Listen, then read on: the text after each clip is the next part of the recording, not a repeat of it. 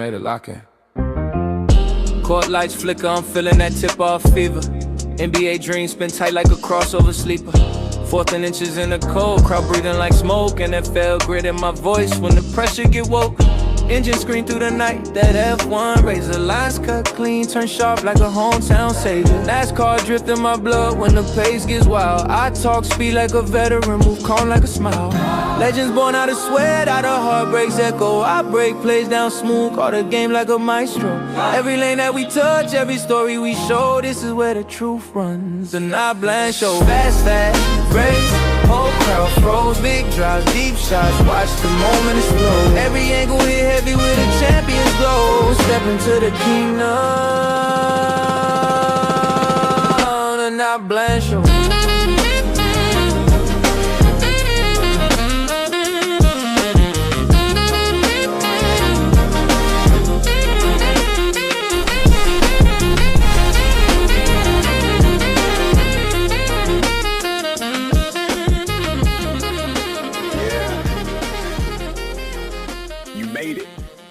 Lock in. What's up? What's up? Y'all made it. We're locked into the Not Bland Show. I'm your host, Dujane Bland. We're going to have a great show today. We're going to talk a little NFL right out of the gate as we are inching closer to the kickoff of the NFL preseason, where we get our Hall of Fame game, Panthers, Cardinals, August 6th on NBC. Looking forward to talking more about football as we get closer and closer. Training camps have started already, and more will open up here in the next several weeks. And really, starting next week is when everybody, really into this week and beginning next week, people will report. We're going to talk some drag racing on the back end. We're going to talk a little bit about Seattle and beyond. Dave W., I will hit that question you asked or talked about over there about Austin Prock on the Power Hour. I will continue that here in the second half of our show. I see all of our regulars there. Nate's in the building. What's going on? We got the Drag Race Mayhem himself. We'll talk about that too a little bit. Blake is in the building. How you doing, buddy? Doing great. And Jacob, what's going on, guys? Everybody's here and more to come. First and foremost, thank everybody who supports the show. VTR and Sports, powered by ESPN. Thank you so much for housing our work and housing our shows and being an affiliate of us here at the Not Bland Show and Sports Journey. I definitely want to thank, though, our sponsor, Drag Race Bracket Bonanza. We will talk about the Drag Race Bracket Bonanza Top 10 in the second half of our show. What a week and what a disaster week again for most of us.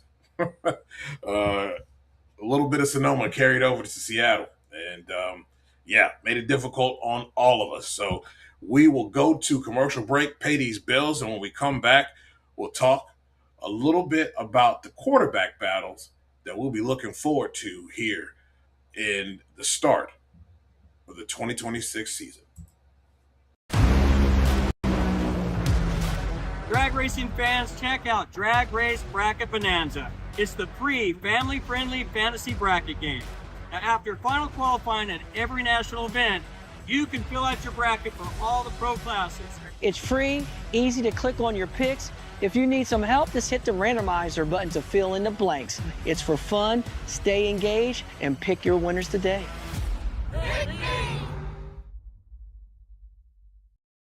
And if you want to join the Not Bland Show League, it is Not Bland, all lowercase for the code to join the Not Bland Show League. We got Nitro Performance Guy. We got Memphis Lonnie in here as well. Like I said, all our people in here and more will come in. Share the show, like the show. If you haven't subscribed, subscribe. Tell a friend to tell a friend. We're going to have some fun tonight. And we're going to start it off with the quarterback battles that we have here within the NFL as we walk into training camp. And first and foremost, one quarterback battle in Arizona. Many people may not think of this being a quarterback battle. Jacoby Brissett has done a pretty solid job in his time when he has been called upon to be within the starting lineup. Last year, he was 336 for 514, 3,504 yards, 38 touchdowns, 10 interceptions. Very serviceable for a starting quarterback. The problem with Jacoby is that there's sometimes ill-advised interceptions at the most inopportune time, and can really work and house the offense in moments. When the moments get big, though, it seems that his production is not always there. Um, I think he is going to be your lead guy coming into this season for the Arizona Cardinals. They have Gardner Minshew also on the roster as well. But one guy who I'm not very high on, but cannot be overlooked, is Carson Beck. Yes, the Carson Beck that played for Miami, Georgia, took Miami to the national championship game and also lost the game for Miami as well. Uh, I think he has some of the tools. My problem is also within the bigger moments, just doesn't have it between the ears. He does the same things consistently, and that's throw balls in ill-advised spots into double coverage to be picked off, knowing darn well that's not where you should go with the football. But something just tells this guy that he's got to throw the ball there. Showed up in the national championship game, and Miami's fans thought it was going to be different. Should have listened to Georgia fans who knew about Carson Beck. The Carson Beck we know showed up at the end. And that's something that he is going to have to work through. Do I think he has the ability to compete for the job? Absolutely. Definitely think he's probably going to be number 2 on the roster. I don't see Gardner being number 2 on the roster. I think he can overtake that spot. I don't think he can beat out Jacoby, though.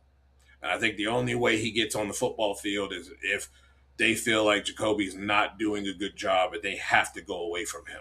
And for the most part, Jacoby has done a great job of just being a really good game manager. Just doesn't manage it well when the games are tight and the pressure is high. It's the only problem I have with him. But I think it's going to be an interesting quarterback battle for the Arizona Cardinals. And like I said, I think Jacoby starts the season. I do believe that you see Carson Beck as your number 2 quarterback. In Atlanta, Kevin Stefanski is now your new head coach after Raheem Morris got sacked. They brought in Tua Tagovailoa. And me personally, look, if this is where you think this is supposed to go, we know the history of Tua in keeping him healthy, not being hit is very important for him and his longevity within this league. But I don't think Michael Penix did a bad job as quarterback. Competition's probably going to help a little bit. I will be surprised, and I honestly will tell you, I will be surprised if Penix is the starter. You just don't bring in a guy like that to think that he's not going to be starting the season. And if I know Kevin Stefanski, I don't know whether it was his idea in him getting Sanders and Gabriel, but it happened. And I don't think he did a good job of managing that. Dylan Gabriel is not on the level of Shedeur Sanders by any means at all. But yet, he started over that guy.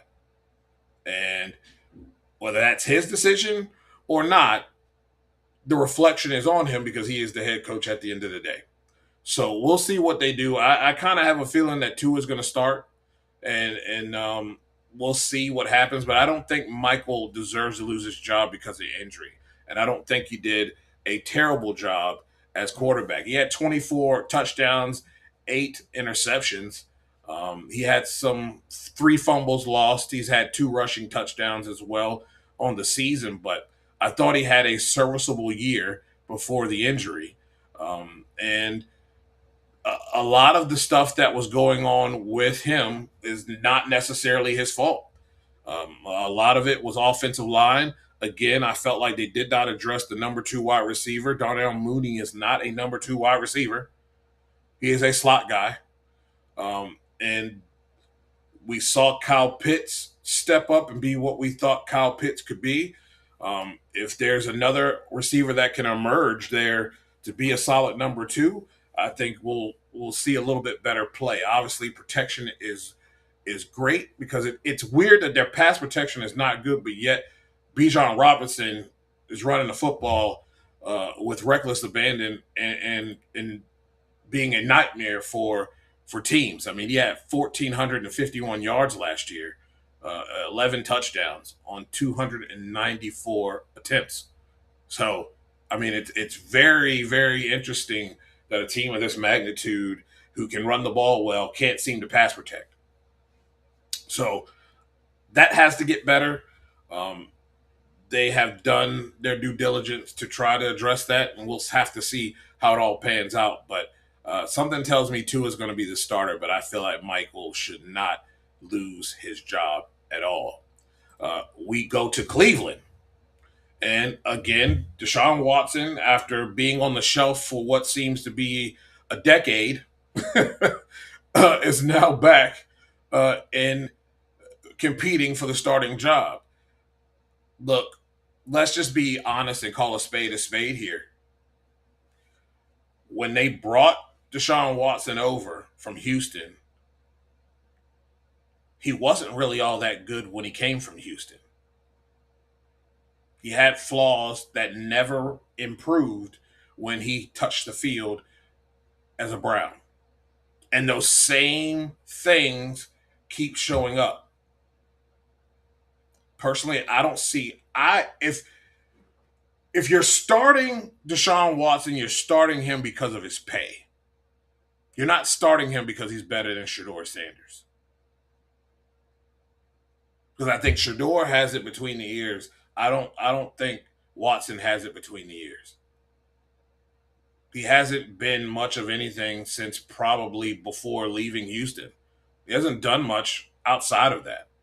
Hasn't even been on the field much to do anything. But he hasn't done much. And he is getting paid a pretty hefty bill, which, not this coaching regime's problem, but it's an inherited problem. And it'll be interesting to see. I don't think Dylan Gabriel will touch the field. He shouldn't have been drafted, to be honest with you. You're either going to draft either or. You don't draft Dylan Gabriel and then come back and draft another quarterback. I mean, this is the Cleveland Browns we're talking about here. They don't have the luxury of spending 2 picks on a quarterback, but they thought they did. And Alvin says, can we trade Watson? Please. And the problem is he's not tradable because of the price tag. And he really has no tape worth anybody going, yep, that's a guy we can work with. It is a inherited problem that has been given to these other coaches because of ownership making piss poor decisions. And it's unfortunate. But I have this gut feeling that despite the eye test that we're all going to see here, that he's going to touch the field and be the starter until he's not. And I would not expect much from him at quarterback. Like I said, it seems like he hasn't played in a decade. Exactly. Most Browns decision ever. It is just, it's unbelievable what that team has done. The Drag Race Man is also who would want him besides the Jets. Yeah, another team that doesn't do a good job. But any GM that would take that should be fired afterwards. Exactly. Unfortunately, they are stuck with him. He said he'd trade him for Red Lobster dinner. And that might be too much. That might be too much. But uh, given the quarterback situation there, I think that Shador is your better quarterback. I think he's the guy who should start. I don't care what I see out of Deshaun Watson. I just don't trust what has been what we have seen a decade ago on tape. Just doesn't add up for me. But I believe that you're gonna have three quarterbacks on the roster. Gabriel be one of them. And Deshaun Watson will likely start the season, and it will be because he will have to literally stink the joint up like awful to not start because of his price tag. But I'm a Shador guy, and I think Shador should be the one that gets the starting job over Deshaun Watson. Um, there isn't much of a quarterback competition in Indy, but it kind of is. You got Daniel Jones coming off of his Achilles injury, says he's doing really well. We'll see. I can tell you from experience, all you had to do is go and watch Kirk Cousins after his Achilles injury, and it says everything, all that you need to know when it comes down to quarterbacks. He came back too fast and did not manage, because of no offensive line, really hurt him in the long run. And you saw late in the season, reason why they put Penix in afterwards is because you start to see the fatigue of that newly repaired Achilles. It's just not up to par. It's not strong enough, and you begin to get it becomes weak. It becomes very fatigued, and when you're starting to have to get in the meat and potatoes of your season, and it showed up for Kirk Cousins in so many ways. It was why they ended up eventually pulling him. You saw it in Alex Smith's injury was a little different. It was his leg that was completely that was gruesome. And the infection, but he didn't have much muscle there. And you saw him in earlier games be really effective when he was with Washington. And then later on in the season, you started to see the fatigue level come in with that injury, just because it's just not up to par. It hasn't been through the rigors of a NFL season. And it's really hard to manage it properly so that you're not overdoing it, but yet still getting stronger and stronger every week. So I think there is still a possibility of a quarterback competition between Anthony Richardson and Daniel Jones, because we just don't know exactly how Daniel's going to respond when you start to get into the meat and potatoes of this season. And is he 100% to be able to even go and feel comfortable planting, moving in the pocket, running if necessary? All those things, and having a mobile quarterback that is mobile at times, him having his mobility and being able to get out of harm's way is even more important than anything. Because all you do, if he can't protect himself well enough against these edge rushers who are running 4.4s, it's a problem. He's going to take a lot of hits and likely will get injured. So that's going to be something to watch there with that competition. Not really a quarterback competition, but everybody's saying Pat Mahomes is ready to go. His team said he was cleared for camp. And I'm just like, how? This man been rehabbing for 7 months? Some people are freaking natures. I mean, remember Adrian Peterson got injured end of the season. He was back at the beginning of the season and dominated. But that's Adrian Peterson. I don't think Pat Mahomes is AP. But we're going to see. We're going to see. Protecting him is important. I think Kansas City has to think long haul. Obviously, if you're a Kansas City fan and you know that Justin Fields is the next guy up, there's a level of concern because Garrett Nussmeier is not touching the field unless there's two quarterbacks ahead of him that's injured. He is not smelling the field at all. In preseason, he will not be there in regular season. He'll be lucky to dress out in regular season. But Justin is, you have to call it how you see it. It's a gadget. He's a gadget guy. and he specializes in play action. He specializes in bootleg, boot action, read option, those types of things. That's how his passing game becomes fluid. He's not going to drop back 20 times and throw the ball from the pocket or conventionally throw it, whether even if he's moving the pocket himself, he's not dropping back and conventionally doing it. There has to be some things worked in.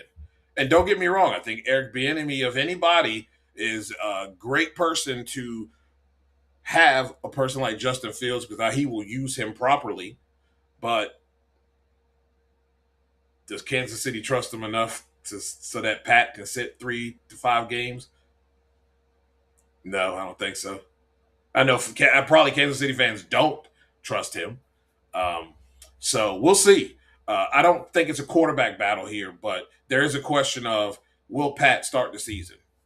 They say he's cleared, ready to go. We will see. We will see. The Raiders and their quarterback battle. We've got Kirk Cousins goes over there. Kirk is now in full understanding as we are, as he was apparently not in full understanding in Atlanta of his duties that, I guess they weren't supposed to draft a quarterback. Quarterbacks and their feelings. But he's over here with the Las Vegas Raiders. He understands his role in helping Fernando Mendoza. I do not think the smart deal is to start Fernando Mendoza out of the gates. I think you protect your investment. But I do believe that we're in the kind of a situation that we saw with Atlanta with Kirk Cousins. The offensive line is not that great. Go ask Geno Smith. And they have made some moves. I don't know if those moves are enough. I need to see that. I need to see that transpire on the football field. And if we're going to have much of the same that we saw in Atlanta, then I think you get much of the same Kirk Cousins you saw in Atlanta, which is never good. Which means that if you're not getting the Minnesota Vikings version of Kirk Cousins, he's going to start all of 3 to 5 games, and Fernando's going to be in. If he stinks it up worse than that, it's probably on the low end 3. That's not good for Fernando Mendoza.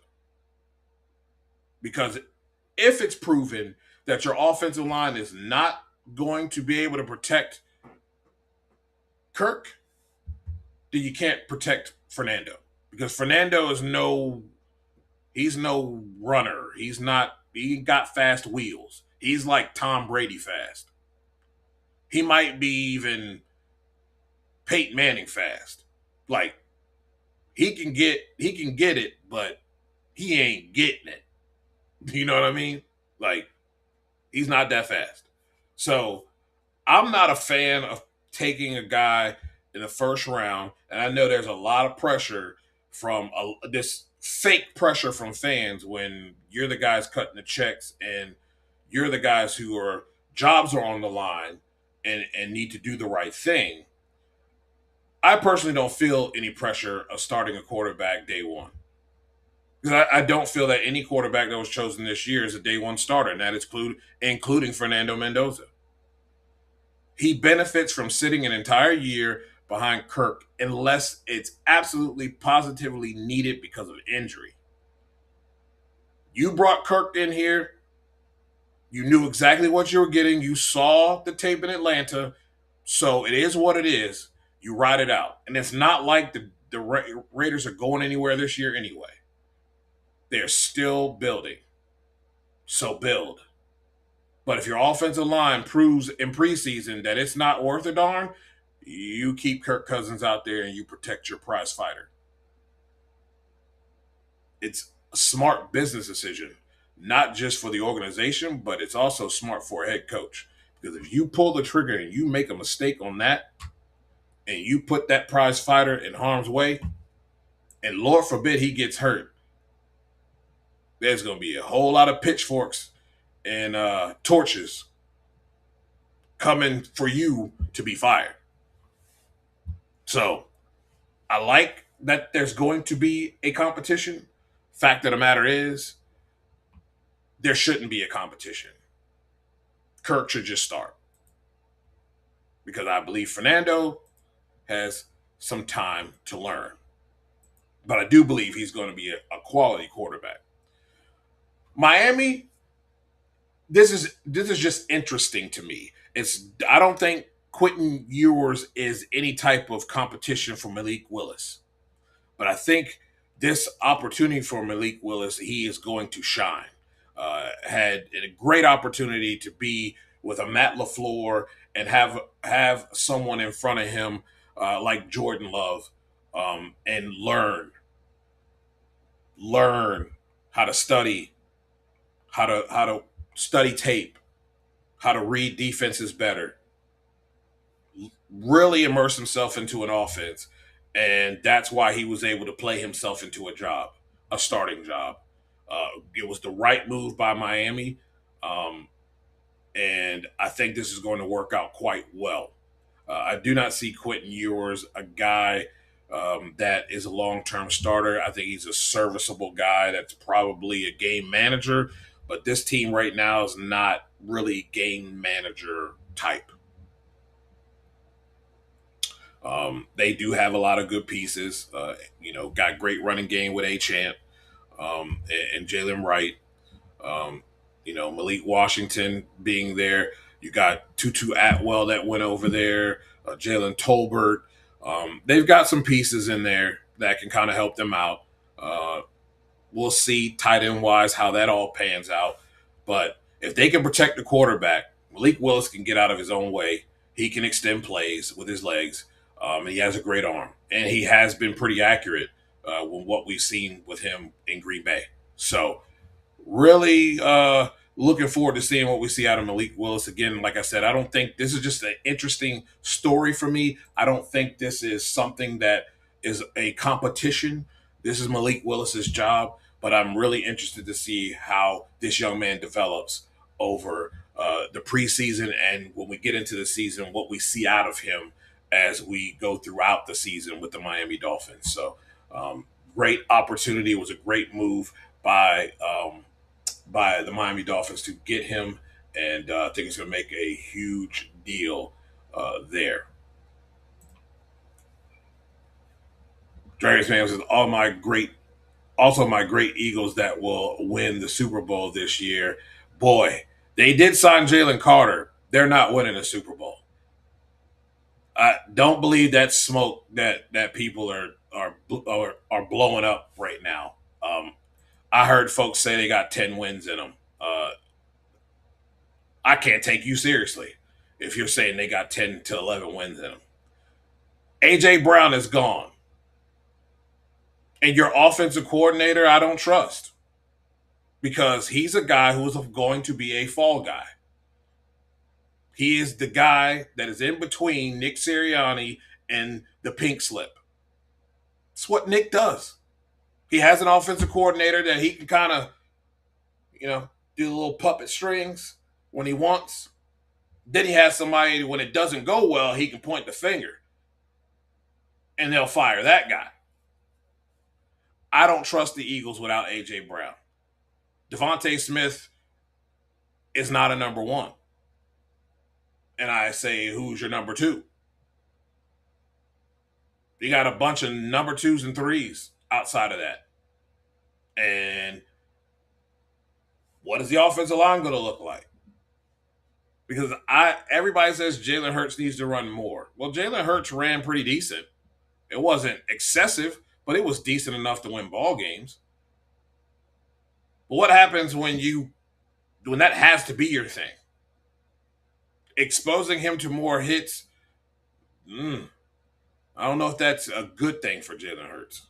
And I know they got Saquon Barkley, but that offensive line is not the offensive line that was a Super Bowl offensive line. It's vulnerable. And the defenses within the East got better. That's just in the East. I say you got top 2 teams. I don't trust Dallas. But I don't know, man. I'm not a buyer of the Eagles right now. I don't see 10 wins in them. 8 to 9, maybe. The schedule's tougher. It's the same people talking about an improved Dallas Cowboys team. I don't see that. Offensively, I think they'll be just fine, but we'll see because I think you saw a first year of a Brian Schottenheimer offense that nobody really has seen and game plan for, second year is going to be telling for him. You know what I mean? Will it evolve or will you be like Washington Commanders, no longer offensive coordinator and be figured out in year 2? We'll see. I don't see their defense being much better though. I don't.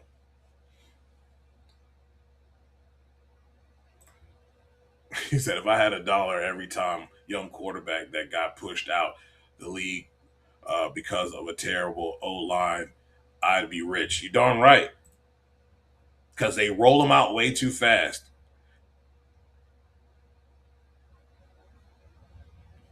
Yeah, it's going to take time. It really is for him. Bears, I like the Bears a lot. I'm going to tell you this before we start getting into NHRA stuff. The thing with the Bears is I need boring Caleb Williams. You can't produce Houdini moments every week. It's not good for you as a fan. I'm sure it's a heart attack waiting to happen. It's really neat when those things have transpired and they have scored points and won games off of these weird and insanely, ridiculous plays that he's created. But that can't happen every week. That's not a formula for winning at all. Because eventually that happens and is okay early. It's okay against teams that are fair. When you start getting into the meat and potatoes of quality football teams, that stuff doesn't measure up anymore. That doesn't win you playoff games. It wins you moments every now and then.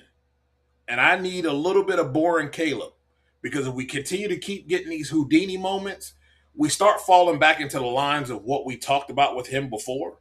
And that's his ability to sometimes make the most erroneous throw that and I know, and people who don't even know football know he shouldn't have made that throw, and it's an interception at the most inopportune time. And then we've got him, imploding and throwing his helmet on the sideline, and next thing you know, he's mentally out of the game. I need a little bit of boring Caleb Williams. If they can have a little bit of boring Caleb Williams in those big moments, I think you see a lot more wins for the Chicago Bears. It's an open division. Don't know what you're going to get out of Detroit. You still really don't know what you're going to get out of Green Bay. And we're not even going to talk about the other team that's in that division. I mean, I don't even know if they're really worth talking about. And they're Chicago. And I think Chicago right now, if you're looking at things from last year that keep moving forward, it's going to be interesting because I think they have an offensive coordinator. I think they have a coach that is a great offensive coordinator and a great offensive mind and knows what he's doing with Caleb Williams. We just need to see the defense be more consistent. But I do think they're the better team in that division. I'm just coping with the fact we're going to be mid. Yeah, it likely is going to be that. He said he uses Chat GBT. I do not see the 76ers winning a championship. I need to see defensive play first. And one thing I do know about LeBron being on the floor, liability. You got 4 defensive players. That guy cannot get to the perimeter if you're facing a team that can pass the ball inside and out and get that type of ball movement to where they're going to get guys open on the outside behind the arc. And if you've got great three-point shooters, you can drive the ball in, get him down in the paint, kick it out. Cannot run out to that free man to block that shot. He's not 30, 28, 29, 30 years old anymore. He can't get there. That was the Lakers' biggest problem. You can't have Luka, who did step up his defensive play a little bit, but you can't have Luka on the floor and LeBron on the floor at the same time. But you also can't have four guys on the floor playing defense in this day and age in the NBA and have one guy who can't get to the perimeter when there are three-point shots that are being knocked down. These guys are lethal assassins out here. That's all they want to do is shoot threes. And a lot of guys are really good at it. And if you can't get out there to stop it, boy, they just keep running the same play over and over and over and over and over again and wear you out. The next thing you know, you're down 25, 30 points and you're playing catch-up all night. So, no, I think it's a cool move for him to go over there. I do think he adds, as long as he's healthy, and I think it's really going to come down to the 76ers have to manage him like the Lakers did, keep him healthy, and let him come in and let him do what he needs to do when the time is necessary. But if you're relying on him for defense, that ain't what you got him there for.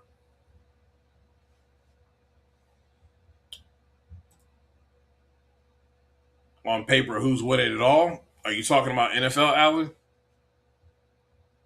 I couldn't tell you. Honestly, I don't know when it comes down to the NFL.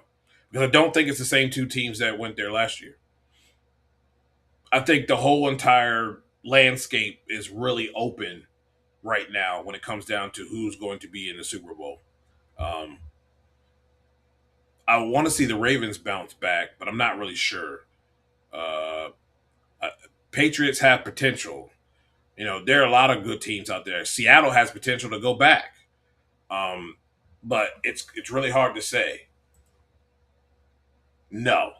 The whole thing, Dallas is a big fat facade.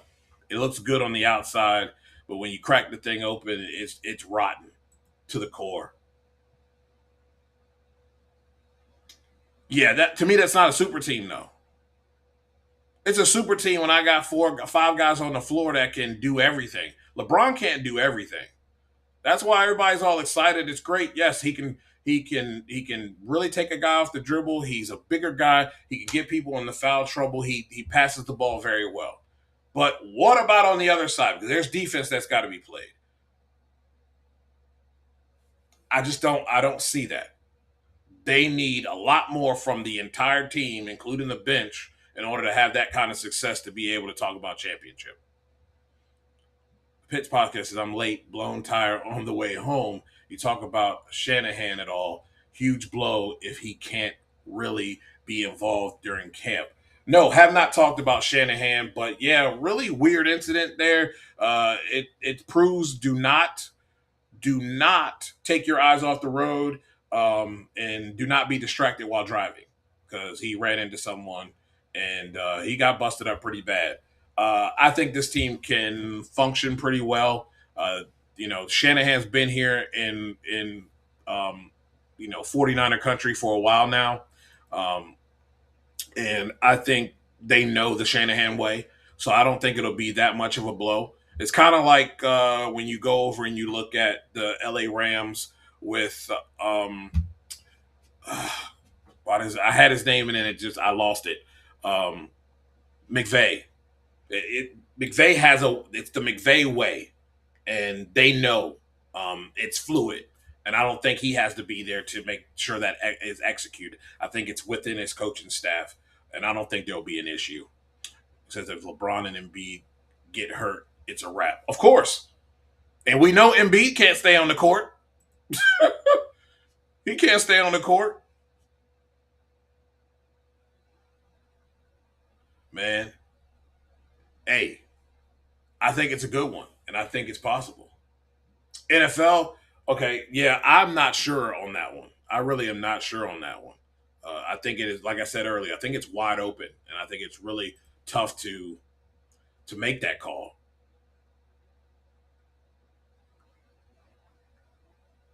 That is a problem.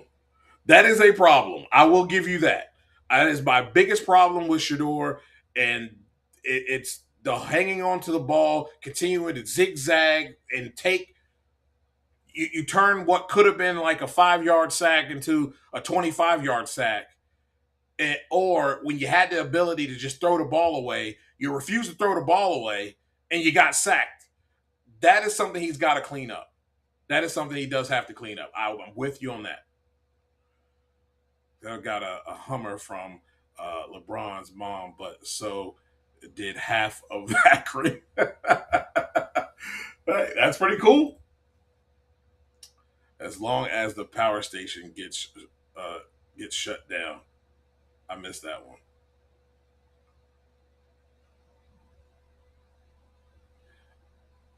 He said you're hanging out with Paul Pelosi.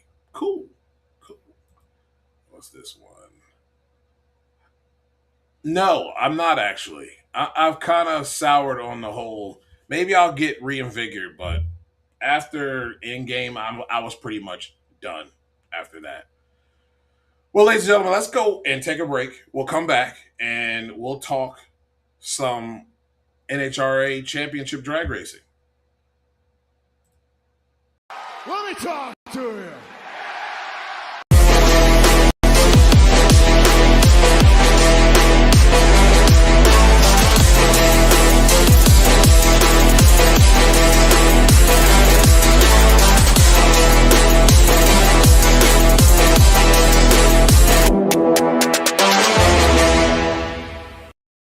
I think we are getting really close to the next iteration of Talking Funny Cars with Buddy Hull. And I was told a while back that Indy would be the time that we'll start seeing those shows roll out. So looking forward to seeing that. And we will go right now to what we normally do, and that is your Drag Race Bracket Bonanza Top 10. And man, what a weekend it was. And it wasn't very good for a lot of us, but here we go. What's interesting here is that Clay Schaefer is the one who wins the Northwest National, 78.708. A very close one with Win Chuckster there in second. But let's go to our 2026 season as we are 2 races left in the regular season and look at our top 10. And it starts at number 1 with a stubby 66 at 781 points, .275. SST 5345 continues to hang around in that top 10, right there in second at 781.063. How close is that? Almost in first. And third, Black Widow 1320 at 780 points, .293.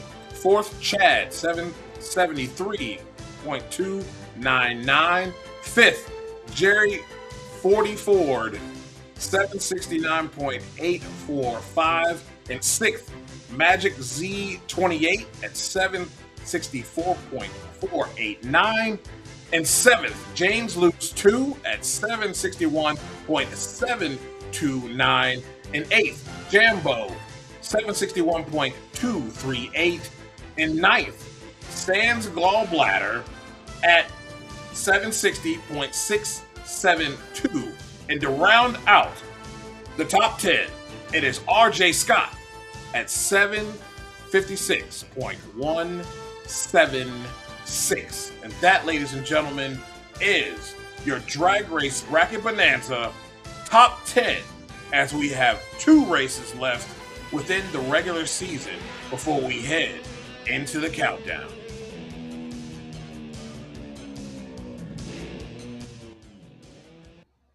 And we will go ahead, since we were already here, we will go ahead and take a look at the Drag Race Bracket Bonanza, the Not Bland Show League, and its top 10. Well, your winner was Nitro Scooter. Man, the points were low this week. 69.602. Man, it was a tough week for everybody, but he managed to pull it off, got the win there for the Midwest Nationals. Our top 10 continues to be as follows. I am still chasing. I'm slowly chipping away at that lead that Nicole has at the top there at 746.912. I'm second, 717.066. I'm sorry to. I'm even surprised that I was able to even gain a little bit of ground there. WPR 58 in third at 689.325. You got Mac 1320 in fourth at 678.69. Memphis Lonnie continues to stay in the top five there at 667.568. You got Dave W., who came from the deep, dark depths of the grave, is now in the number 6 spot at 626.855. Memphis Lonnie, he's running you down.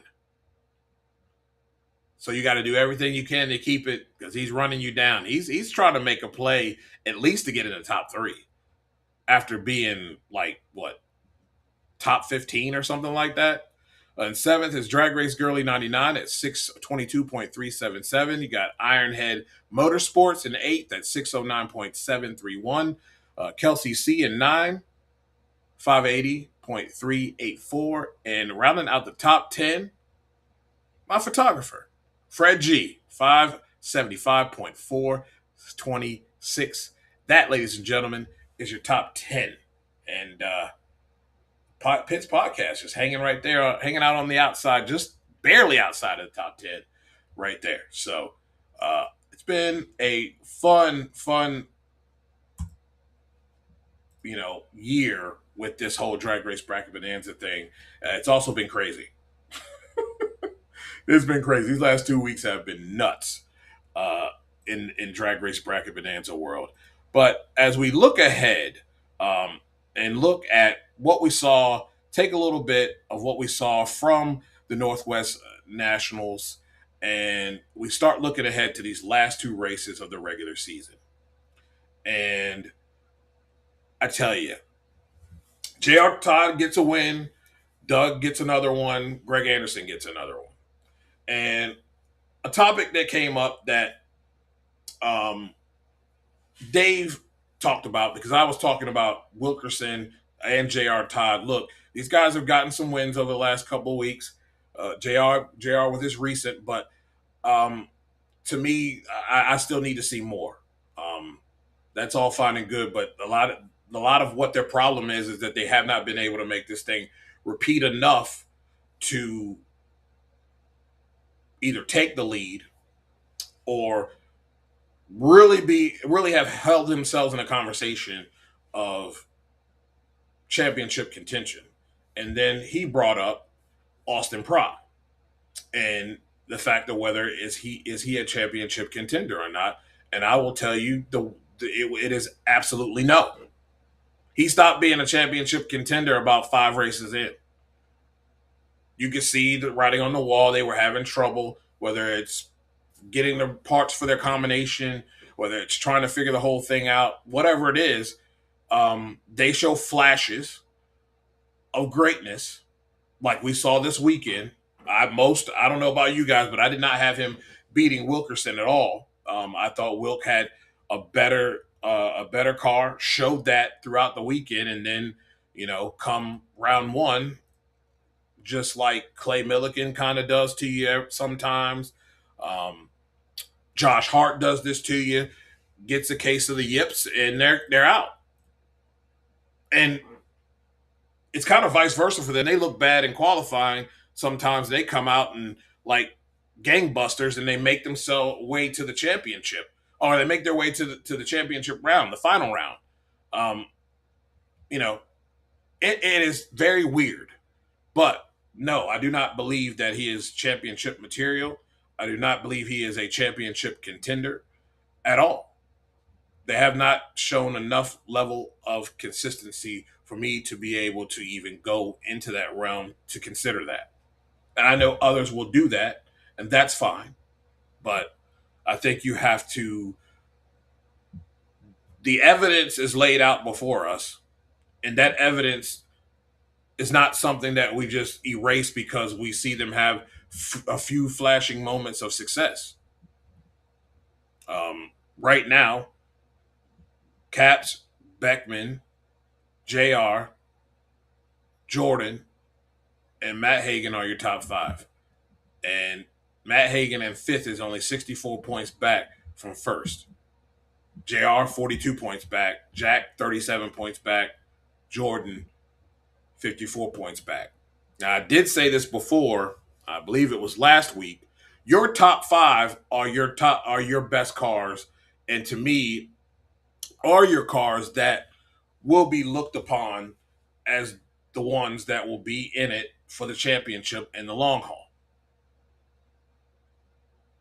We just see too many things from 6 on back that continue to rear their ugly head, and they don't consistently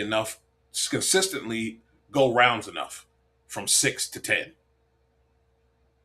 That's just the cold hard facts. Let's see what we got here. He says, I have more faith for the Procs getting it together over Skag. Absolutely. Absolutely. But what does that look like, though? Does getting it together look like championship, or does it look like we going to hang around in the top 4 or 5? That we don't know. But I don't think you're this far into the season and can think that race 1 of the countdown that you're just going to turn it on. That doesn't happen in any form of sport. You're not just going to go turn it on. Yes. Yes. And I believe you're talking about the Skag guys. Can Jack Beckman get it done in the Force car this season? The car is starting to come around. It is starting to come around. But I don't know. Can he consistently cut a good enough light to be in the realm? And can they not have the head-scratching moments in semifinal and final round appearances?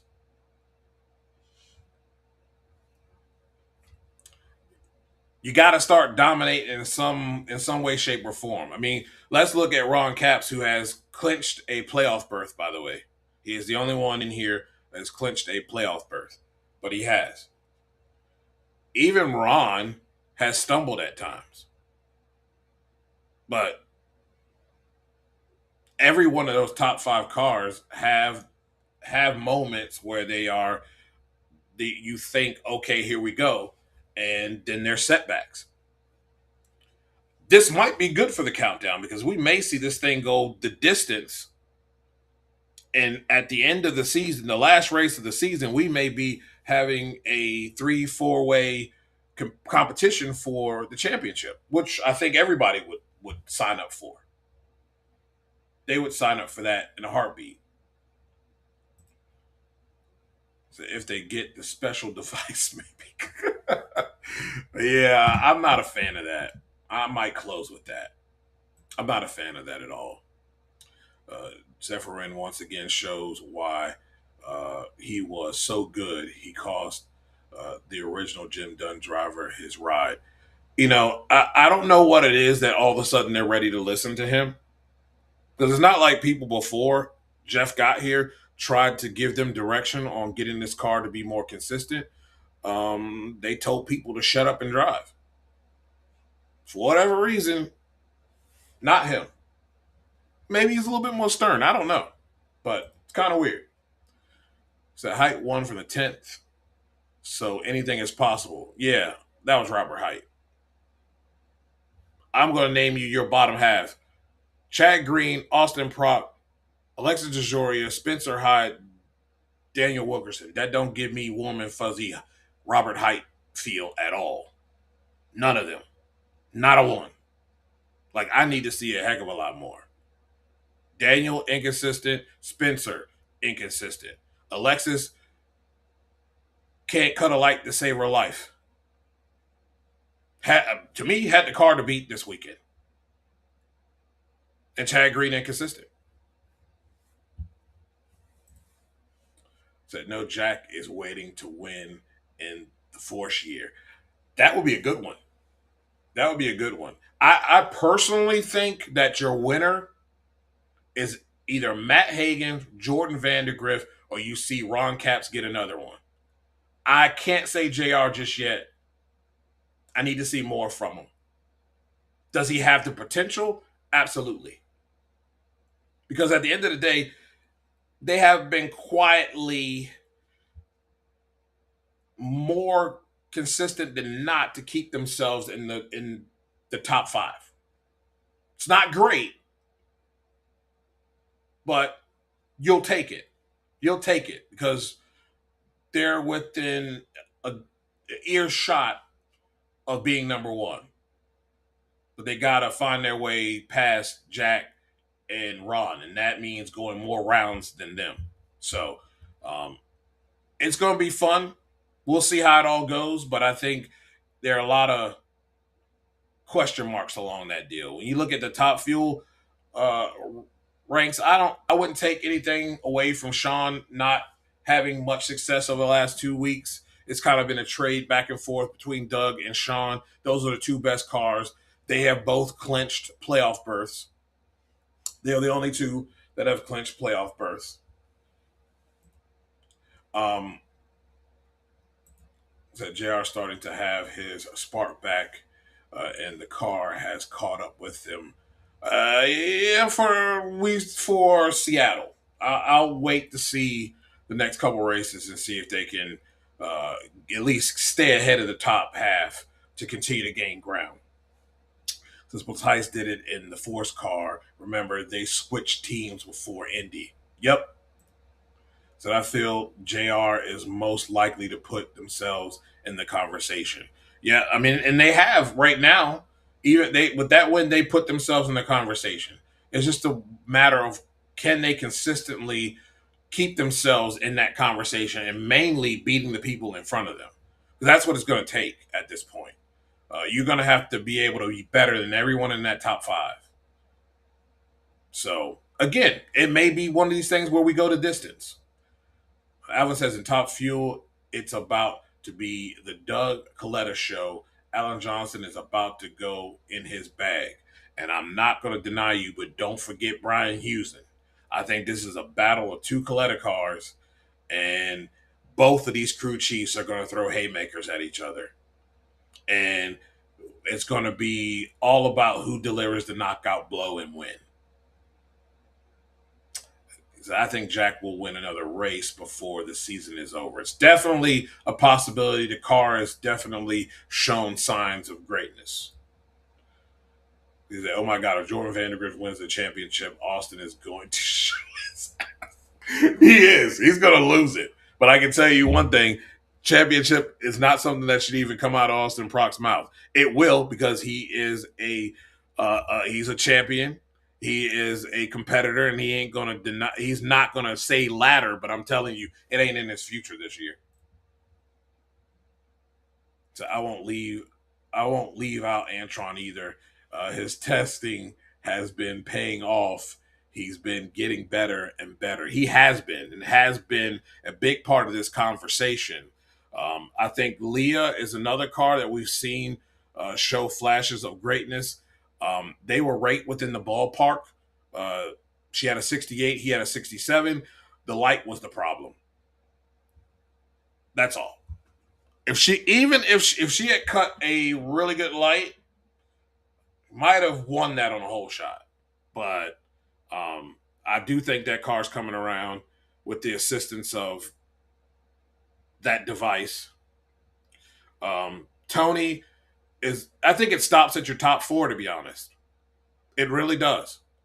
I think I said 5 last week, but what I'm seeing out of the Stewart car and the RL Carriers car, I'm going to say that your consistency stops 1 through 4. That's Sean and Doug, Leah, and Antron. But Sean and Doug are light years ahead of where Leah and Antron are right now. That's not saying that Antron and Leah are bad. Those cars are just that much better right now. And you got to catch them. You got to catch them kind of, not totally with their pants down, but they're almost like tripping over themselves. It's going to be a tough deal there. Tony, Matty Gordon, They've kind of lost a little bit of the consistency that we saw that car having earlier on in the season. Saw a better outing out of Josh. I would not say that they figured things out yet, though. I need to see more. We haven't seen that.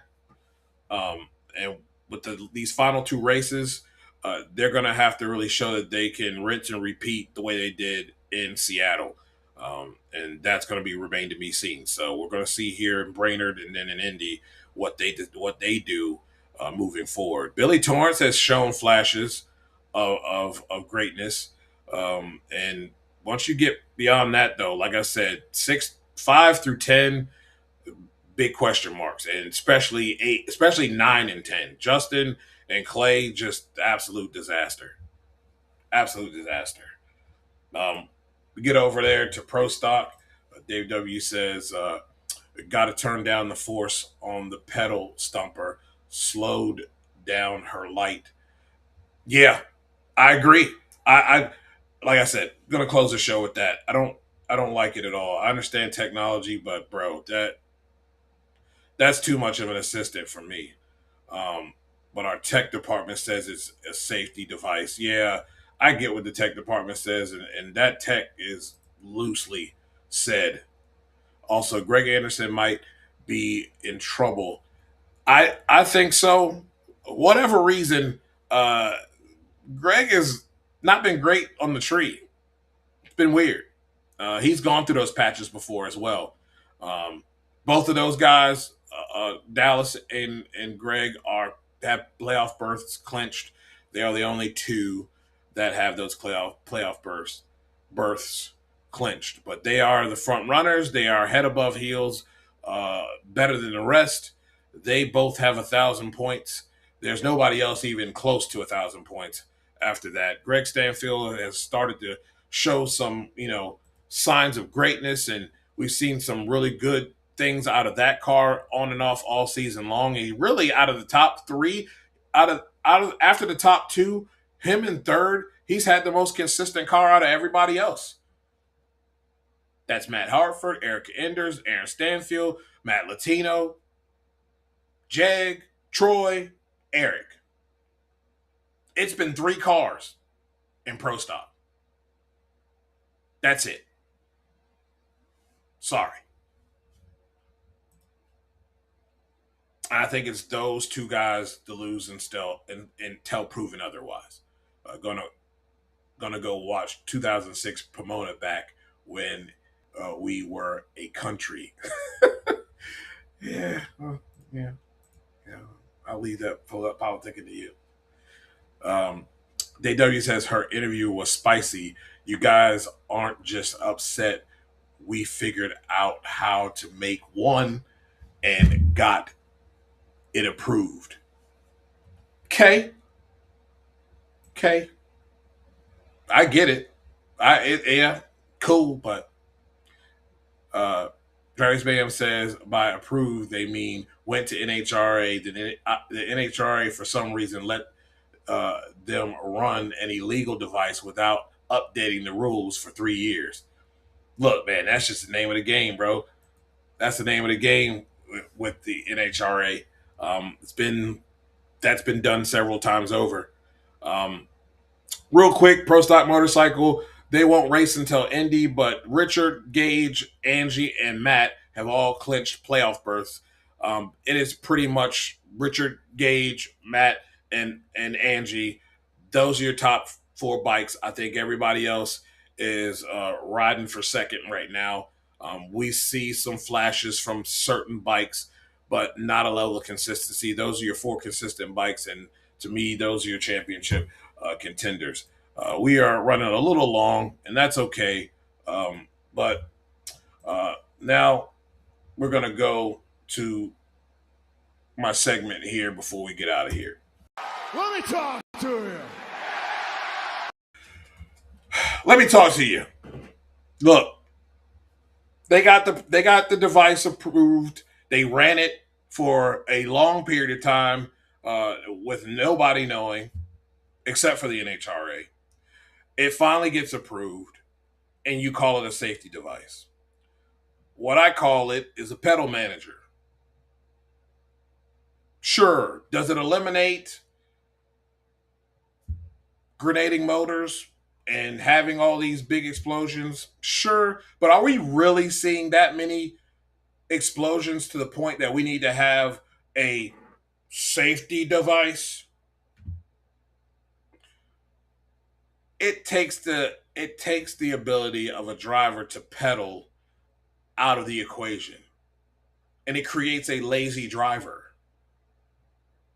because there used to be an art to that. Like there was some value in being able to pedal a race car, and there still is some value into being able to pedal a race car. But if you have a device that's able to do what it needs to do so that that car keeps traction, well, then you got a leg up on the competition. And I know what you put there, Dave, about what she said, but you know what? Say what you want, and you can say it with your chest all you want to, but it's still garbage, and it's still an assistant. So if you want to be okay with having an assistant as a driver, then fine. Stand on business. But it just tells me that you're just not a good peddler. And because you can't pedal, you blow shit up. What? Is that not facts? Is that not just the reality of it all? Because I see a bunch of guys, and you're willing, it's so bad that you're willing to sacrifice times where that assistant is not going to be good enough and will lose you a race because it is limiting the throttle over being able to do it yourself. And you want to call it safety. You know why they're willing to do that? Because 9 times out of 10, that assistant is going to win you more races than it's going to lose you.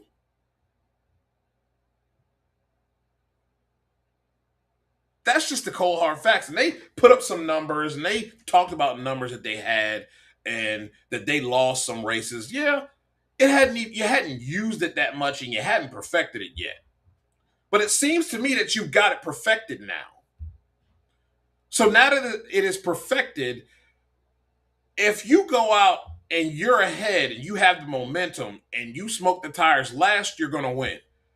If you go out and you whisk the tires a little bit and that assistant kicks in and that dude or girl is blowing the tires off of it and trying to pedal to get it to settle down and can't get it to settle down, or can't wait long enough because your assistant has already kicked in and settled that race car down, it's a win. And more times than not, if we really start sample sizing a big package, because that's a small sample. If we sample size a big package, I guarantee you your win percentage is going to be in the upper percentile positive than negative. Because a human can't do that. So once again, just like we've had with other classes, pro stock bike, we got knowingly having things that should not be on race cars that the NHRA keeps hush hush and their check department allows to go through, but we're worried about screws in a bell housing. And then we pass it and call it safety. Well, then if it's safety, then why aren't we mandating everyone to have it then? Because if it's money saving, then why shouldn't everyone have it?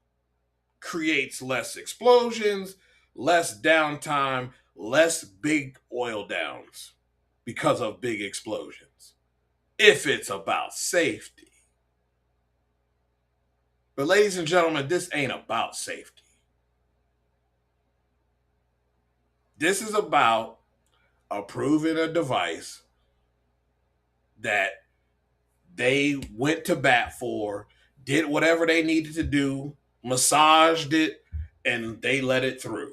Because if it was about safety and that was the main focus, you would not have Sean Langdon throwing shade at every chance he gets. And if he doesn't like it, I can guarantee you there's more people that don't like it either. But ladies and gentlemen, here we are. Sometimes the NHRA creates its own problems for no reason. But you can call it safety all you want. At the end of the day, this is a driver assistant device because you can't pedal it your damn self. Okay? And you can run and tell them I said that because I'm easy to find. And when it comes down to debate, I'm hard to beat. So, give me your best. But I'm not buying that nonsense. And I don't think some of these fans in the NHRA are buying that nonsense either. We're going to pull up some comments before we get out of here. And he said, I thought Tech was fired. Yeah, they did, but they still approved nonsense. Still approved nonsense. Yeah, I mean, come on, man. Like, it is. It's the reason. This is going to be the reason why you start seeing. Yeah, they had they. John wasn't even driving the car. They were doing it by remote control. Bogus, but these assistant devices aren't helping. They're not helping.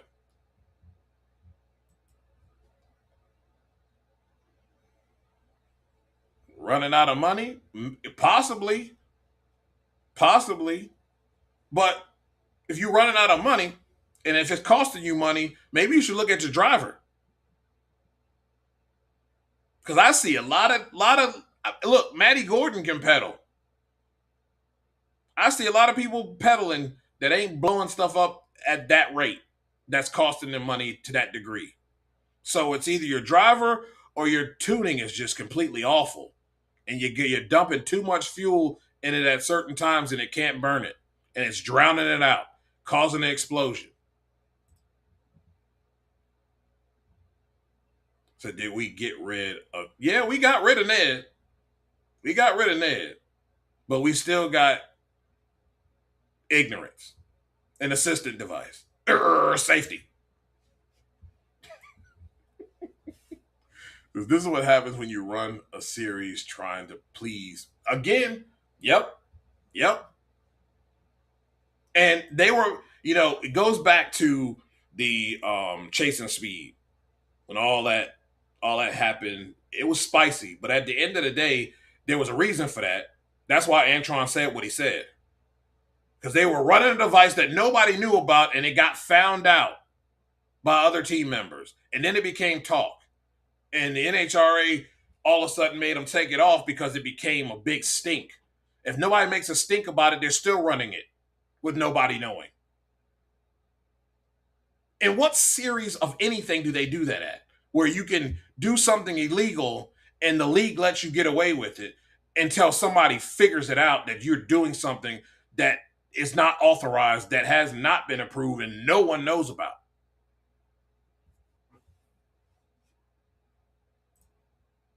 Ridiculous. Fine, don't. If your feelings are hurt, cry me a river. But I'm not your huckleberry. I'm not going to pat your nose and kiss your behind. I call it how I see it. And it's an assistant device. Again, easy to find, hard to beat.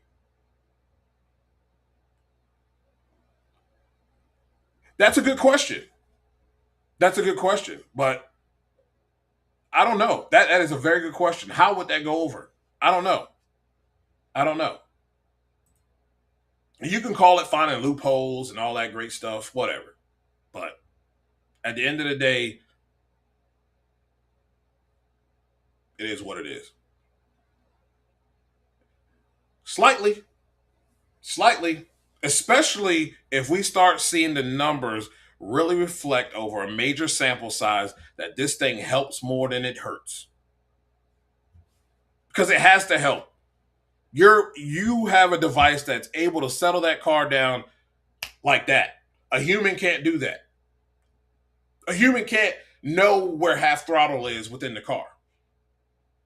Pedaling is an art. It is a skill.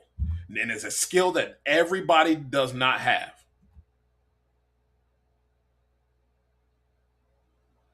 I would love to see it too, to be honest with you. But, sometimes we don't, as an organization, we don't tackle things head on at all because, they are concerned about ruffling feathers and what have you. Yeah, they're not going to run it because it's not a safety device. That's why. That's why they're not running it, because it's not a safety device at all. At all. Well, ladies and gentlemen, thank you so much for we got new people here.